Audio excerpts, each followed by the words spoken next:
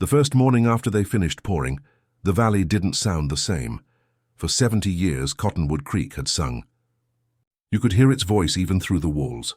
A soft rolling sound that made mornings feel alive. But now when I stepped onto the porch, the silence hit like a punch. The only sound was the echo of trickling water fighting its way through concrete. I walked down to the bank. The smell of crushed limestone and diesel still hung in the air. The wild grasses were gone, ripped out by backhoes. The willow roots my grandfather planted were buried under slabs of grey. The creek looked like a drainage ditch behind a parking lot.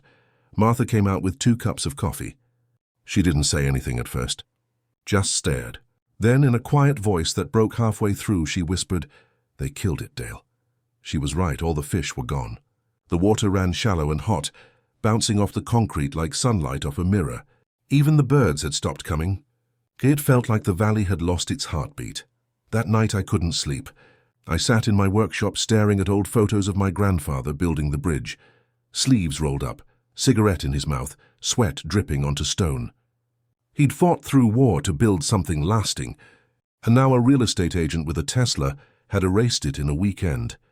But grief has a funny way of sharpening your focus. Somewhere between midnight and dawn, the sadness started to burn off, replaced by something colder. Rage is useless unless you know how to aim it. I opened my old Army Corps manuals and pulled out my grandfather's survey maps. I started marking notes, tracing water flow paths, soil layers, absorption rates. By sunrise, I had a plan. If Brenda wanted a war, she was going to get one. Just not the kind she expected. I wasn't going to yell at board meetings or throw rocks at cement trucks. I was going to bury her in evidence, regulations, and federal law, the same way she'd buried my creek in concrete. Because here's what Brenda didn't understand. When you destroy something natural, nature always keeps the receipts.